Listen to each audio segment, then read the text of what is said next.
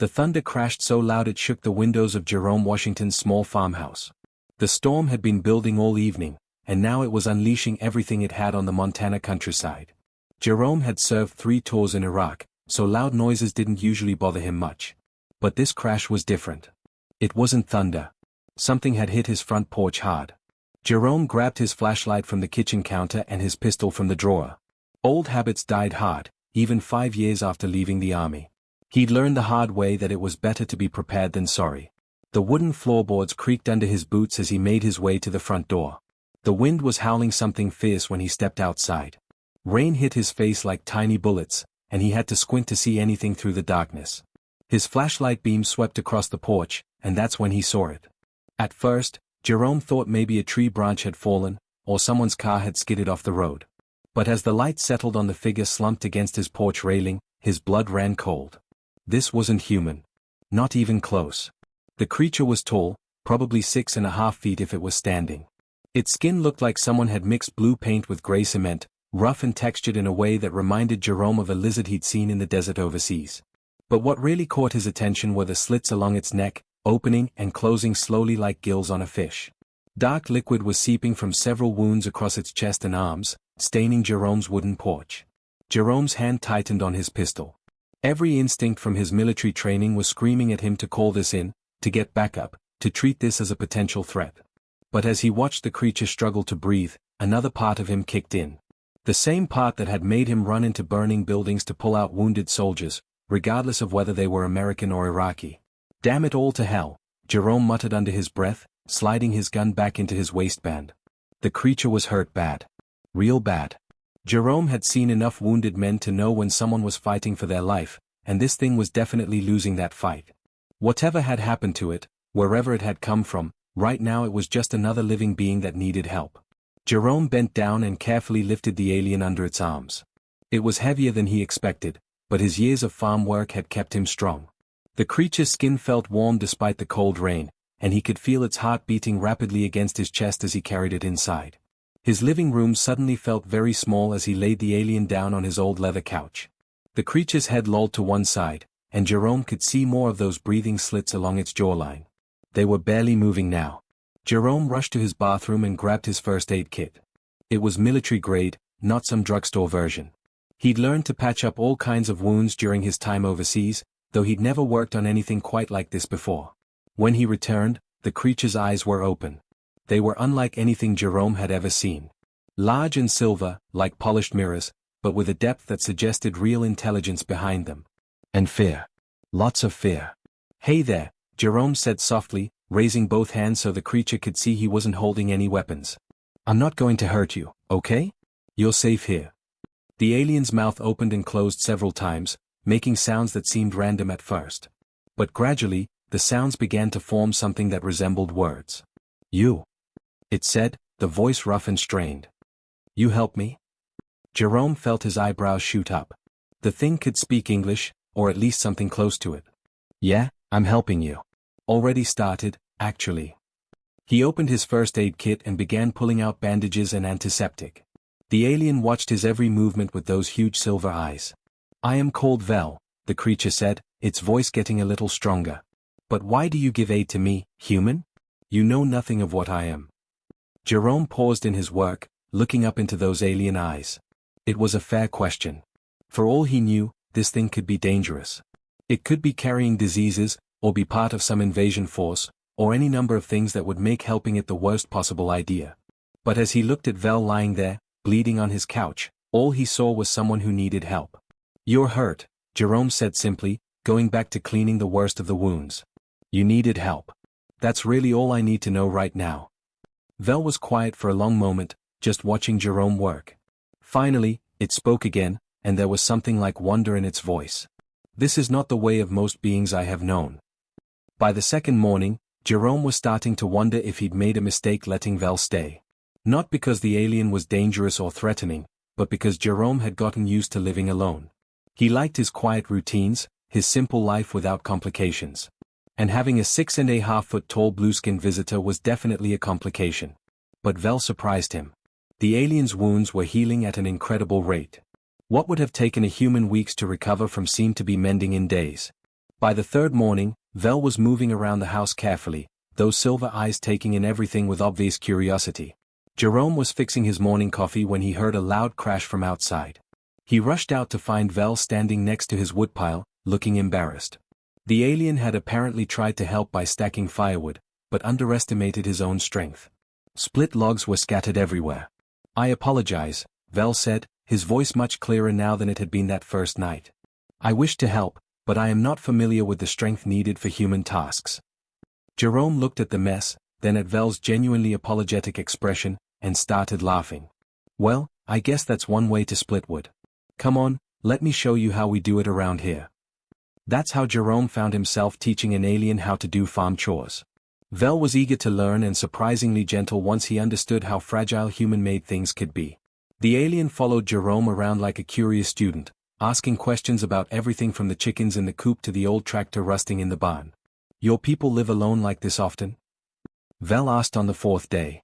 They were working on repairing a section of fence that had been damaged in the storm. Well, Jerome was working on it. Vel was mostly watching and handing him tools with the careful precision of someone afraid of breaking everything he touched. Jerome wiped sweat from his forehead with the back of his hand. "Some of us do. I like the quiet out here. After all the noise of war, the peace is worth more than gold to me." Vel tilted his head in that way he did when he was thinking deeply about something. "I understand the noise of war. It follows some of us even when we find silence." There was something in Vel's voice that made Jerome look up from his work. The alien was staring off toward the horizon, those silver eyes distant and sad. Jerome had heard that same tone in his own voice plenty of times when talking to the VA counselors. "You've been in fights too, haven't you?" Jerome asked quietly. "More than I wished. Less than duty required." Vel's answer was simple, but Jerome could hear years of experience behind it. They worked in comfortable silence after that, two old soldiers who understood each other without needing to explain much. When the fence was fixed, Jerome invited Vel inside for lunch. The alien had developed a surprising fondness for human food, especially Jerome's simple cooking. That evening, Jerome made his grandmother's beef stew recipe, the same one that had been passed down through 3 generations of his family. He served it with cornbread that was still warm from the oven. Vel ate slowly, savoring each bite like it was the finest meal he'd ever tasted. "This is good," Vel said between spoonfuls. "On my world, food is often rushed, eaten without thought or appreciation." Jerome smiled. "My grandmother used to say that sharing a meal was sharing a piece of your soul. She made this same recipe for me when I came back from my first deployment, said it would help bring me back to myself." Vel set down his spoon and looked directly at Jerome. "You speak often of your grandmother. She taught you much." "She raised me after my parents died. Taught me right from wrong, how to work with my hands, how to treat people." Jerome took a sip of his coffee. "She always said you can judge a person by how they treat folks who can't do anything for them in return." Vel was quiet for a long moment, just staring at Jerome with those mirror-bright eyes. "Where I come from," he finally said, "kindness to strangers is dangerous. It shows weakness.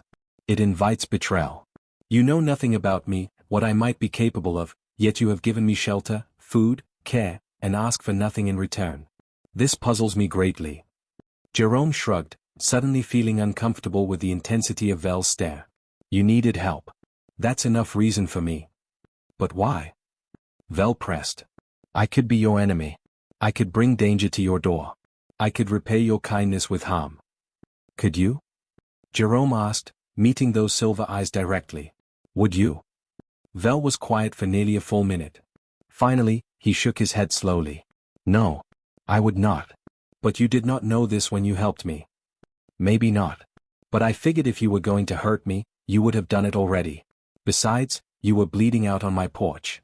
Hard to be much of a threat in that condition." Vel continued to stare at him, and Jerome was starting to feel like a bug under a microscope. Finally, the alien spoke again, and his voice was softer than Jerome had ever heard it. "Your grandmother was very wise, Jerome Washington. I think she would be proud of the man she raised."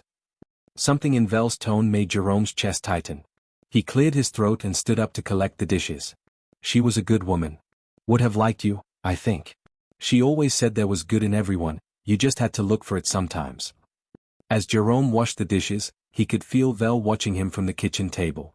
The alien had been asking more and more questions about human customs, human values, the way people live together. Jerome was starting to wonder just what kind of world Vel had come from, that simple kindness seemed so foreign to him. But he didn't push for answers.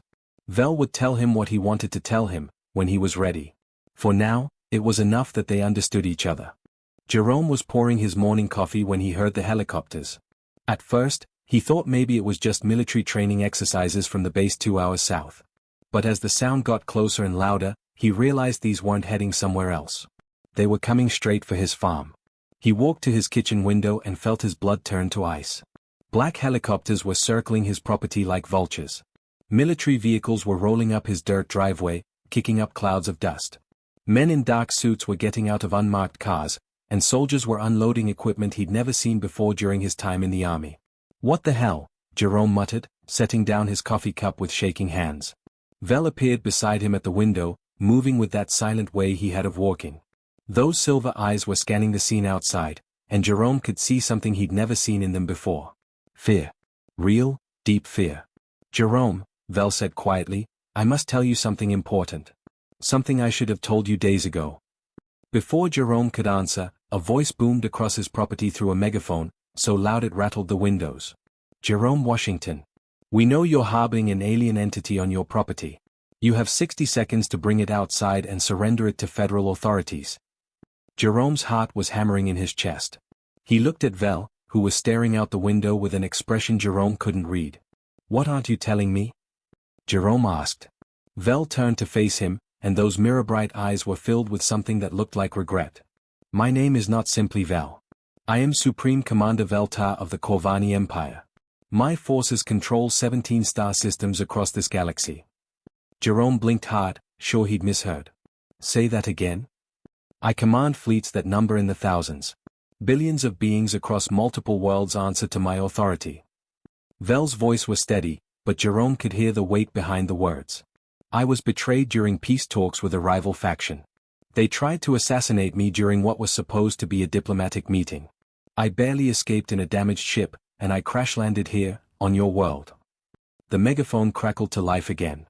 30 seconds, Washington. Bring out the alien or we're coming in." Jerome's mind was reeling. The quiet, helpful alien who'd been splitting his firewood and eating his grandmother's stew was apparently some kind of galactic emperor. It seemed impossible, but looking at Vel now, Jerome could see something different in his posture. A kind of authority that hadn't been there before, or maybe Jerome just hadn't noticed it. "So you're telling me," Jerome said slowly, "that I've been harboring the most powerful alien in the galaxy in my guest room?" "Not the most powerful," Vel corrected. "But perhaps the most hunted.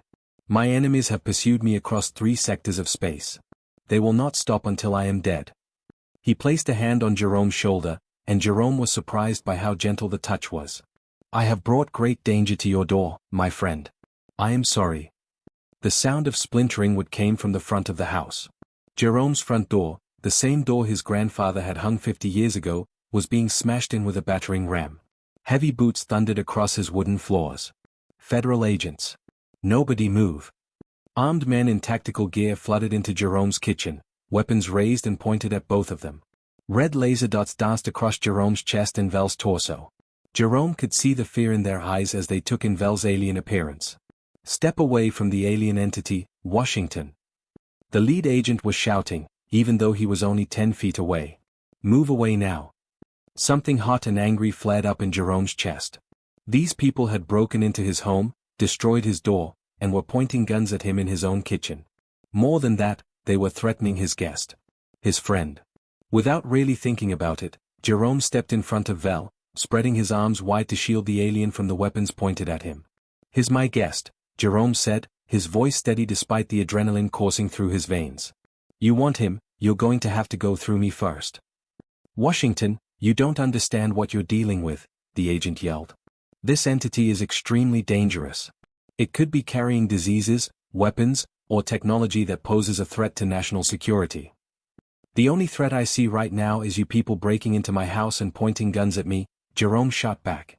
"This is America, last I checked. A man's home is still his castle." Behind him, he could feel Vel trying to move around him, probably to surrender himself and end the standoff. But Jerome wasn't having it. He'd spent 3 tours overseas fighting for the principle that people deserve to be treated with dignity and respect. He wasn't about to abandon that principle now. You made a mistake coming here like this, Jerome continued, his voice getting stronger. Val is under my protection. He's done nothing wrong, and I won't let you take him. The lead agent's face was red with frustration. You're harboring an alien fugitive. Do you have any idea what kind of charges you could be facing? I'm harboring a friend who needed help, Jerome replied. And if that's a crime now, then this country has lost its way more than I thought. More agents were pouring into the house now, surrounding them completely. Jerome could hear vehicles outside, voices shouting orders, the whir of helicopter blades overhead. His quiet little farm had become the center of what looked like a military operation. But even with all those weapons pointed at him, even knowing that his life had just become incredibly complicated, Jerome didn't move from in front of Val. Some things were more important than personal safety. Some principles were worth standing up for, no matter the cost. Last warning, Washington, the agent shouted. Step aside. Jerome looked the man straight in the eye and didn't budge an inch. No, he said simply. The standoff in Jerome's kitchen lasted exactly 4 to 7 minutes. Then the sky caught fire. It started as distant streaks of light, like shooting stars in broad daylight. But the streaks got bigger and brighter, and Jerome realized they weren't meteors. They were spacecraft, dozens of them, screaming through Earth's atmosphere at impossible speeds. The federal agents who had been so confident and aggressive just minutes before were now staring up at the ceiling with wide, frightened eyes as the sound of alien engines thundered overhead.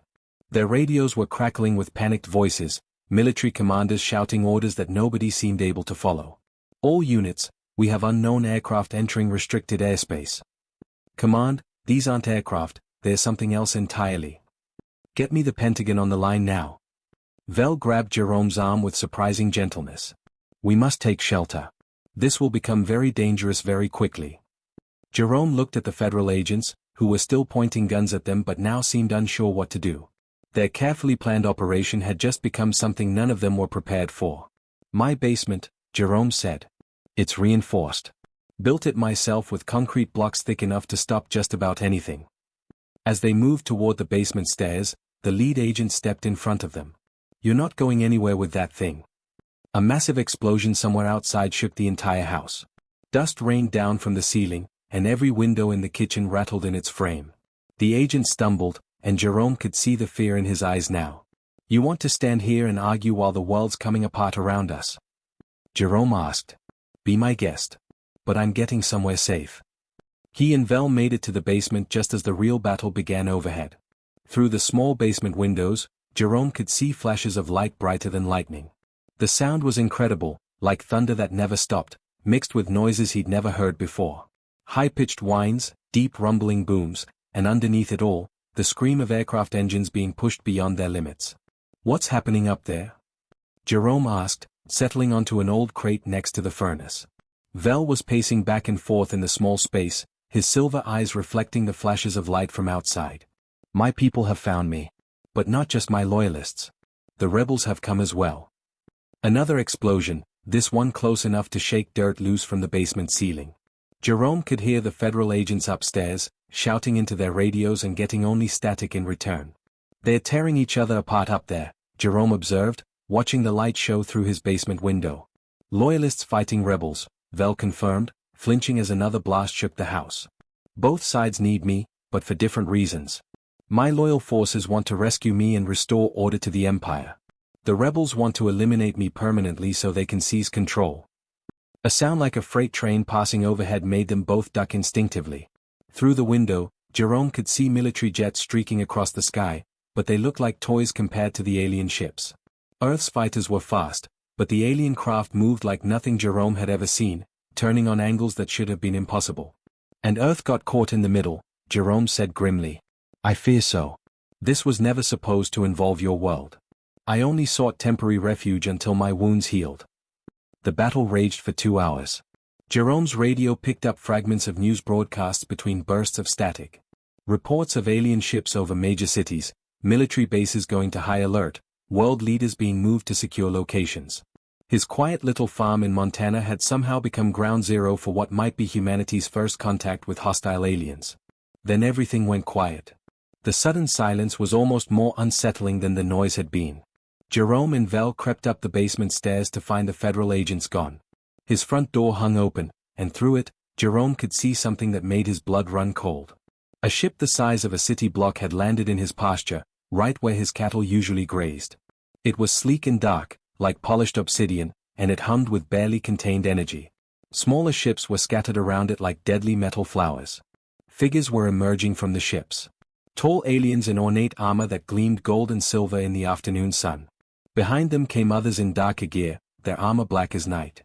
Two distinct groups, and Jerome could feel the tension between them even from a distance. "Your rescue party?" he asked. Vel was staring out the window with an expression Jerome couldn't read. "Both of them. This will not end well." The two groups of aliens were advancing toward the farmhouse, and Jerome could see weapons in their hands that made the Federal agents' guns look like toys. Energy crackling between their fingers, armor that seemed to shift and flow like liquid metal. "I will not let you suffer for my presence," Vel said suddenly, moving toward the door. "I must go to them, end this before innocents are harmed." Jerome grabbed his arm, stopping him. "Like hell you will. Nobody runs me off my own land, and that includes alien politics." "Jerome, you do not understand. These are warriors who have fought across star systems. They will show no mercy to anyone who stands between them and their goal." Jerome walked to his gun safe and pulled out his old M16, the same rifle that had kept him alive through 3 tours of duty. He checked the magazine, chambered a round, and looked Vel straight in those silver eyes. "I didn't survive 3 tours in Afghanistan just to get killed by space politics in my own backyard," he said calmly. "This is my home, Vel. My land. And you're my friend. Nobody takes either one without a fight." The aliens were getting closer now, their weapons charging with energy that made the air itself seem to vibrate. Jerome could see his reflection in Vel's eyes, and for the first time since this whole mess started, the alien looked truly amazed. "You would fight a war between star empires to protect me?" Jerome smiled grimly and flicked off his rifle's safety. "Wouldn't be the first impossible fight I've been in. Probably won't be the last." Outside, the two alien forces had stopped advancing and were facing each other across Jerome's front yard. The tension was so thick you could cut it with a knife. Whatever was about to happen, Jerome knew his quiet life was over. But some things were worth fighting for, even when the odds were impossible. The battle that followed was unlike anything Jerome had ever experienced, even in 3 combat tours. His farmhouse became the center of a 3-way war between human military forces, alien loyalists, and alien rebels. Fighter jets screamed overhead while energy weapons lit up the sky like deadly fireworks. Jerome and Vel had taken cover behind his kitchen counter, which offered little protection but was better than nothing. The windows had been blown out in the first few minutes of fighting, and glass covered everything. Outside, he could see human soldiers taking defensive positions behind his barn while alien forces exchanged fire that turned his vegetable garden into smoking craters. "This is insane," Jerome muttered, reloading his rifle. "How did helping one injured guy turn into World War III?" "I brought this upon you," Vel replied, his voice heavy with guilt. "I should have left the moment I could walk." A group of the dark-armored rebels had broken through the human defensive line and were advancing on the farmhouse. Jerome could see them through his broken kitchen window, moving with deadly precision. Their weapons glowed with energy that made the air shimmer like heat waves. "They're coming this way," Jerome said, raising his rifle. The rebels burst through what remained of his front door, filling his kitchen with alien soldiers whose faces were hidden behind dark helmets. Their weapons were trained on both Jerome and Vel, energy crackling at the barrels like caged lightning. One of them spoke in a language Jerome couldn't understand, harsh and guttural. But the meaning was clear enough. Surrender or die. Jerome was about to do something incredibly stupid, like trying to fight 6 heavily armed aliens with a rifle from the 1960s, when Vel stepped forward. And in that moment, everything about the alien changed. Gone was the quiet, helpful guest who had been splitting firewood and eating stew. This was someone else entirely. Vel's posture straightened, his shoulders squared, and those silver eyes blazed with an authority that seemed to fill the entire room. When he spoke, his voice carried a power that made the air itself seem to vibrate. "Enough." The single word hit the room like a physical force. The rebel soldiers actually took a step back, and Jerome could feel the hairs on his arms standing up. This was the voice of someone who had commanded star fleets, who had ruled billions of lives across the galaxy. The fighting outside stopped. Not gradually, but all at once, as if someone had thrown a switch. The sudden silence was deafening. "I am Supreme Commander Veltar of the Corvani Empire," Vel continued, his voice carrying through the broken windows to the battlefield beyond. And I invoke the right of sanctuary under the ancient laws that govern all civilized peoples. The rebel soldiers were backing away now, their weapons lowering despite themselves. Jerome could hear movement outside as both human and alien forces began to gather around the farmhouse. Vel gestured toward Jerome, who was still standing there with his rifle in his hands, probably looking like the most confused person in the galaxy. This human found me wounded and dying on his doorstep. He knew nothing of who I was, what I represented, or what dangers I might bring. Yet he showed me mercy, gave me shelter, shared his food, and asked for nothing in return. Vel's voice grew stronger with each word. When his own kind came to take me, he stood between their weapons and my body. When my enemies and yours arrived with war, he refused to abandon me to save himself. Jerome felt his face getting hot. He wasn't used to being the center of attention, especially not from a couple hundred heavily armed aliens and human soldiers. By his example, Vel continued, I declare this conflict ended. The rebellion is over. There will be no more bloodshed, no more destruction, and no harm will come to this world or its people. One of the rebels stepped forward, removing his helmet to reveal a face that looked like Vel's but harder, more scarred. He spoke in that same alien language, but Jerome could hear the anger in his voice. Vel replied in the same language, but his tone was calm, measured. Jerome watched as the two aliens talked, occasionally gesturing toward him or toward the destruction outside. Other aliens from both sides had entered the house now, filling his kitchen and spilling into the living room. The conversation went on for nearly an hour. Jerome couldn't understand the words, but he could follow the emotions.